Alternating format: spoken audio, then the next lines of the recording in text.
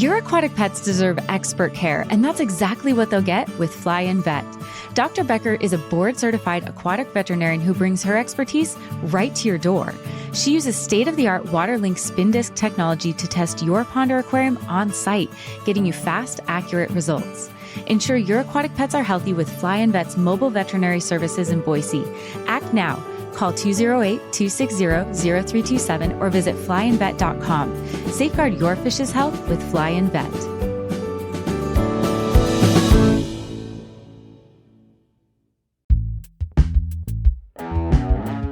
Today on CityCast, Boise. In the wake of the killing of Charlie Kirk, online comments from Treasure Valley residents led to doxing and firings.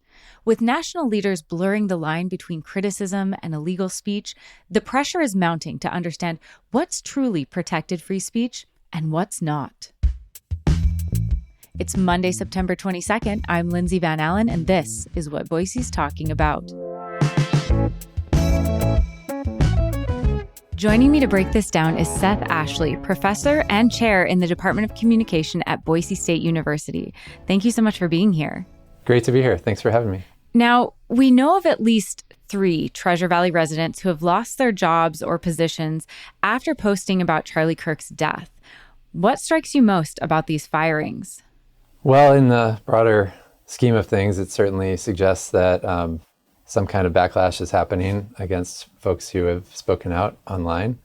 And, I certainly think it's important to say political violence is never the answer, and I wouldn't encourage anyone to celebrate any death.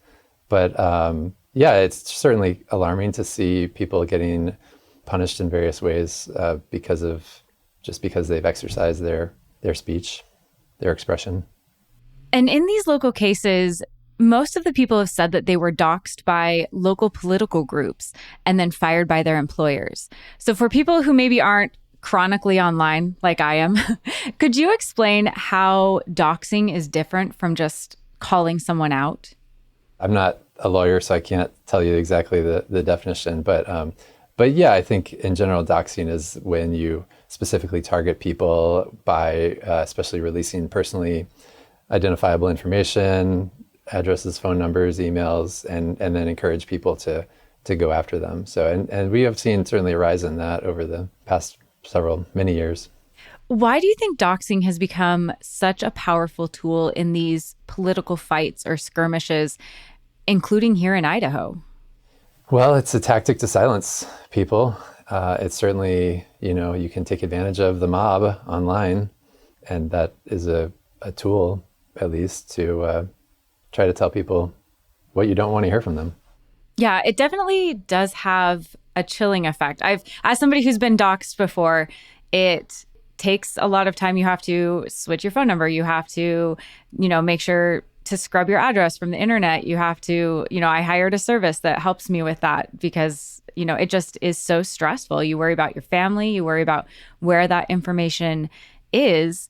And so I'm curious, from your area of expertise, how are social media companies handling doxing? Because in my case, they didn't really do anything. It seems like in the cases of these Idahoans, people are just basically left to fend for themselves when this happens.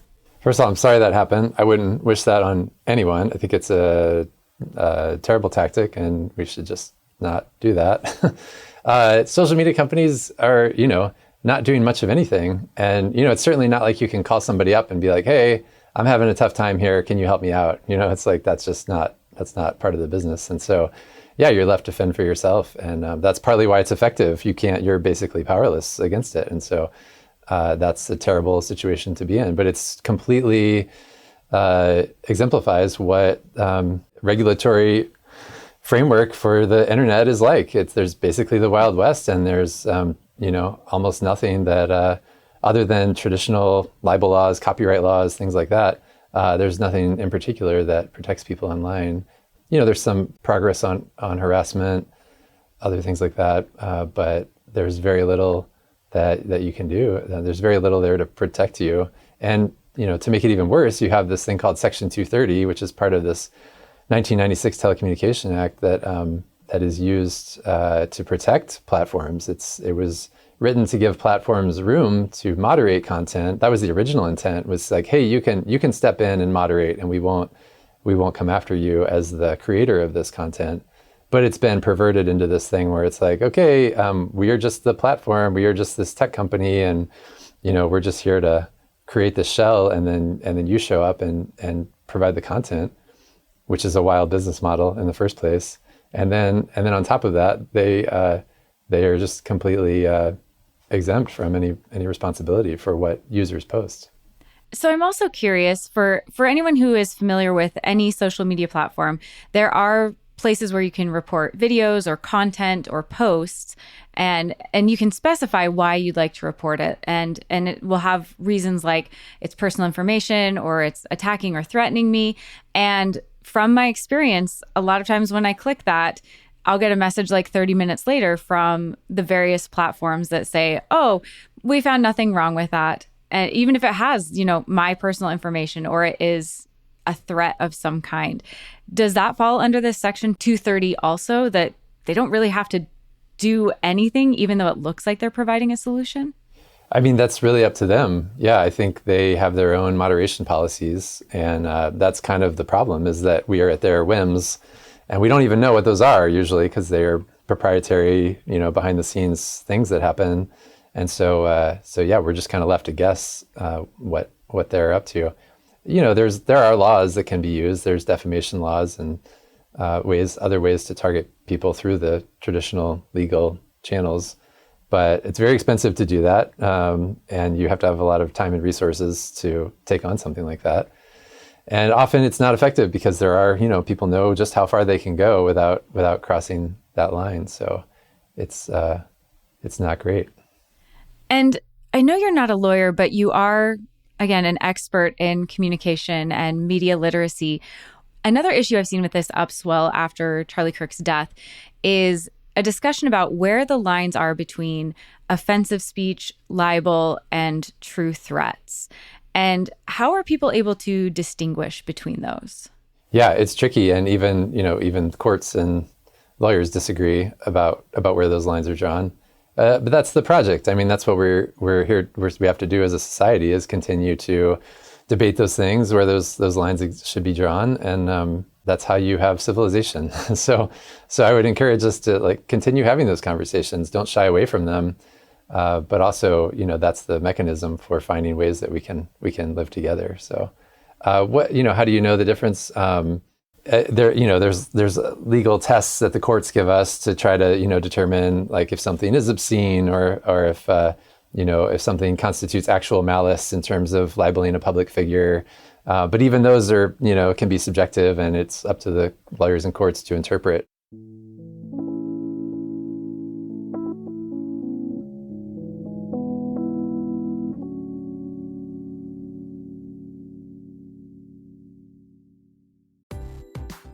Learning a new language opens the door to new friends, new cultures, maybe even a whole new life. So why not start that journey today?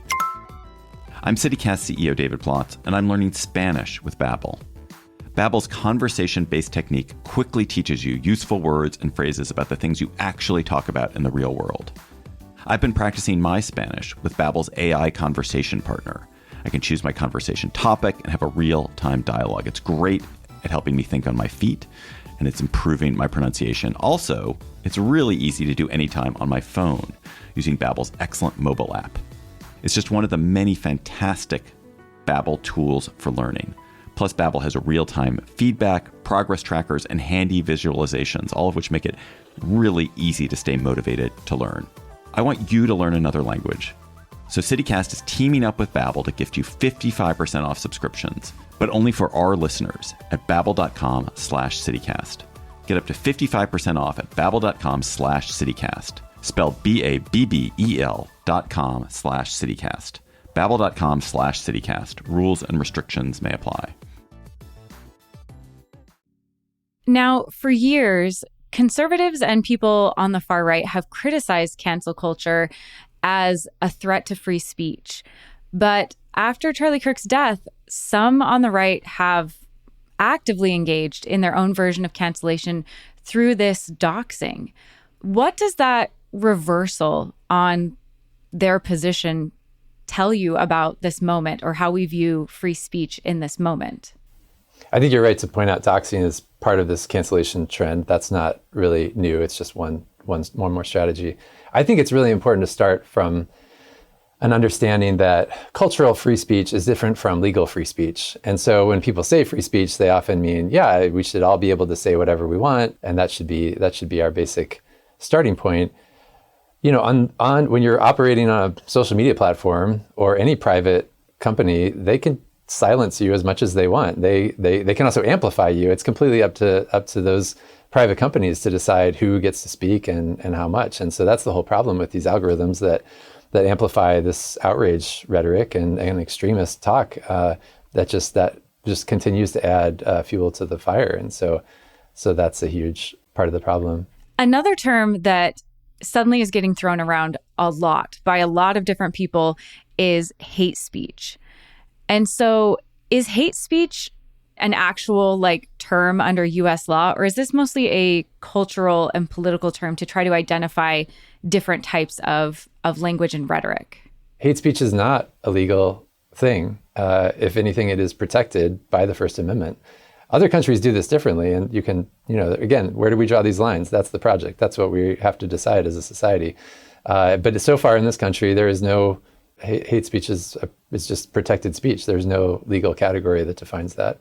And so, hate crimes are a thing, of course, but hate speech is not something that means anything legally. So culturally, sure, it's like you're being hateful. We don't like that. Same thing with free speech. You're canceling me. You've interfered with my free speech. Well, free speech legally only applies to actions of government. If the government is not the one silencing you, that's not what we're talking about. So there are a lot of misconceptions or just misunderstandings around what these terms actually mean. That doesn't mean that people don't have, valid concerns about these things. But yeah, legally, that's a whole different picture. Trump himself also suggested that offensive speech against him or conservatives or MAGA does amount to, quote, hate speech.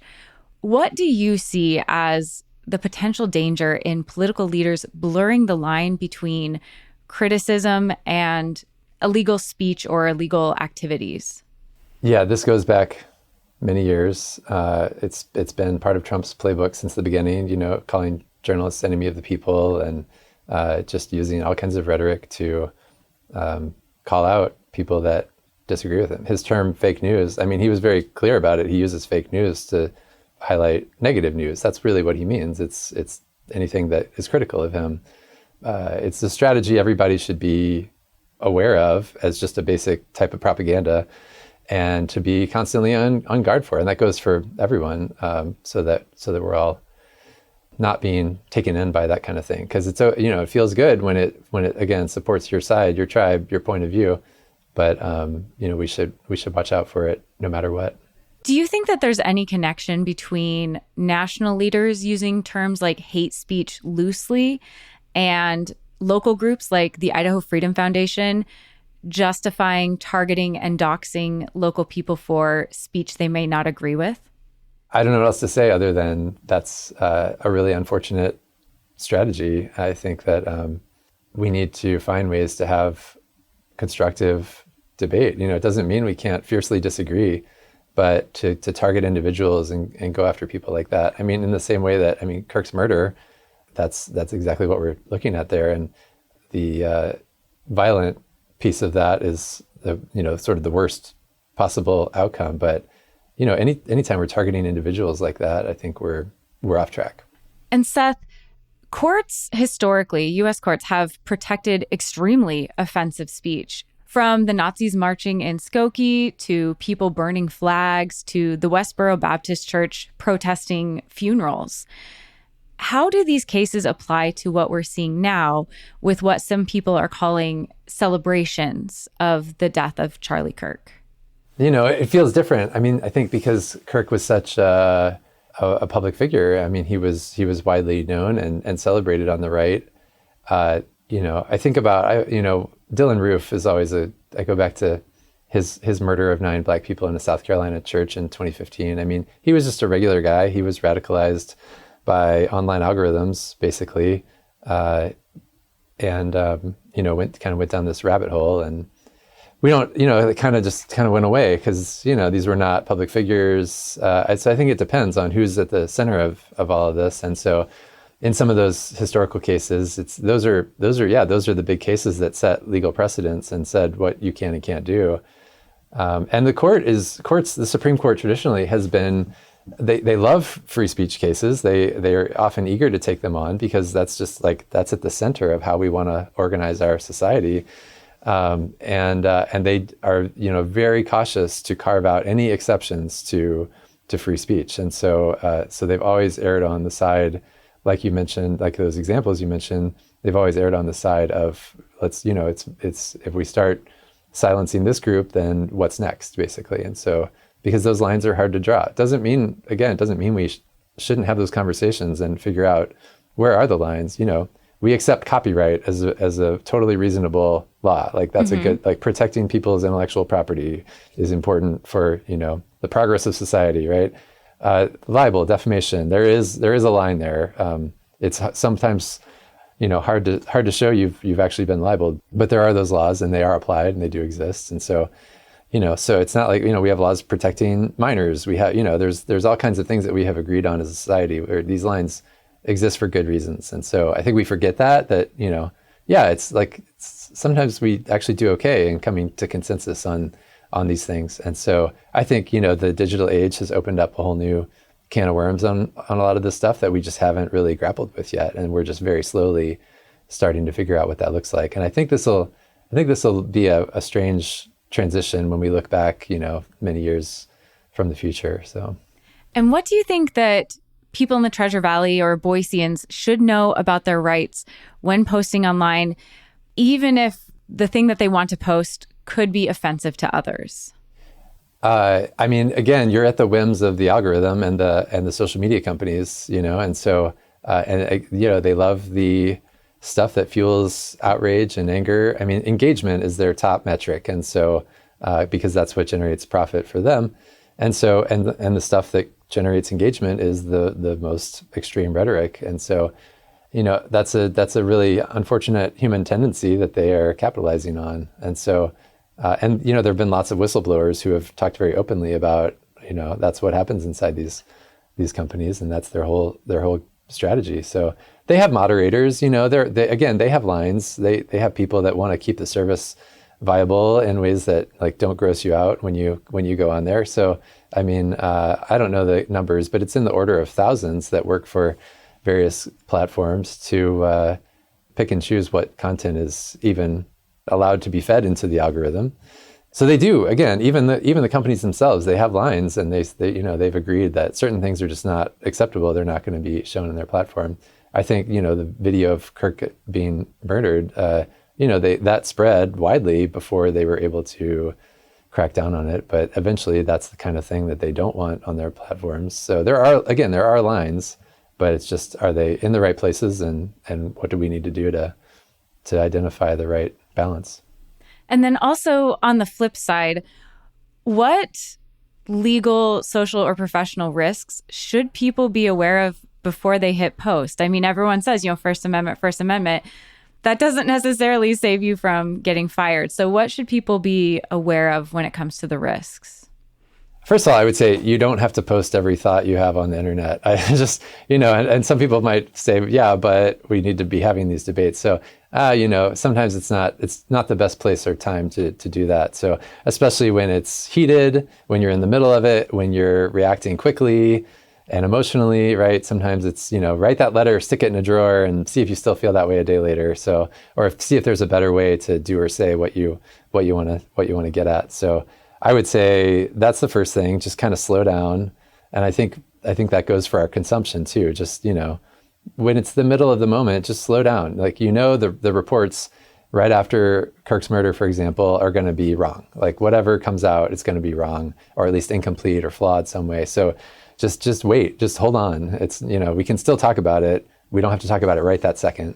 But, be bold, that at the same time, don't silence yourself. Still, I think if you have causes that you believe in, you should be able to talk about those things. I think you have to do it in ways that are going to bring people to your side. I think that should be everybody's strategy, right? If you're going out there trying to alienate people, then that's not going to get us anywhere. So don't post every thought. When you do, try to think about, how is this productive? How am I contributing to this conversation in a way that moves us forward, and not just further divides us? I would give that advice to the president as well. And third, just be aware that there can be consequences for anything you do and say. So legal or social cultural, and that's what cancel culture is all about. So be aware that people can come after you, and just think about whether you want to put yourself in that situation. And that kind of sucks, but that's a reality that we have to be aware of. And employers don't love that kind of attention that their employees might bring to their work. So just have to kind of be smart about that. And I think it's an unfortunate bargain that we enter into when we take a job so we can, pay the bills. But that's how the things are these days. So you're certainly taking a risk if you put yourself out there. I agree with all of those. I'd also like to add, if you're wearing clothing that has your employer's information on it, don't do that. Just don't post online. It looks like an endorsement from your employers. That's just always a bad idea. I do think, this is at the center of my work. It has been since the early 2000s. I mean, way before it was cool. It's always to me seemed like, look, the supply side of information and media is flawed, right? And there are things that we can do to improve on that. But we can't do much as individuals on that front. So the demand side is really where we can control things. We can influence the content that way by just tuning out of stuff that doesn't bring value. But we really have to be responsible. I mean, it's a very neoliberal idea, but it's also about the individual and agency, and this is what you do have control over. So that's where we can, first of all, limit our exposure and be deliberate about how we're willing to participate in these environments and these conversations online, and then think about how we are contributing, and tune out when people are not being good citizens, I would say. So, and then, be educated about the environment that you're operating in. I think, again, a lot of people, they don't know a lot about the actual legal terms and how the law works. They don't know much about how algorithms work, especially now that AI has taken over. Just knowing that algorithms are a thing. We've seen progress on this, but just knowing that algorithms exist makes people a little more savvy.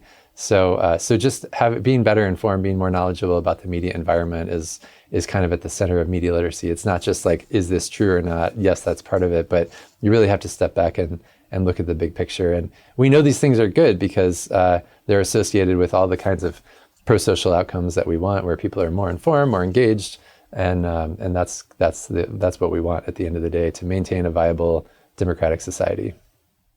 What are some places you suggest people going to learn more about this or become more informed about media literacy or how to show up in a pro-social way on social media?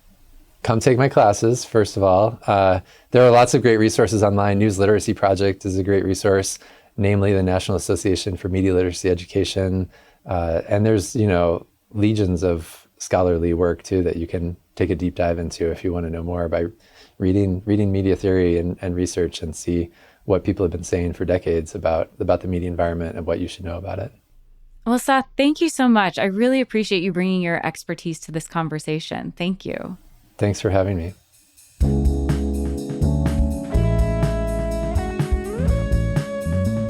That's all for today here on CityCast Boise. If you enjoyed the episode, make sure and tell your friends about the show. We'll be back tomorrow morning to discuss the Hecox case and what it means for Idaho. Catch you then.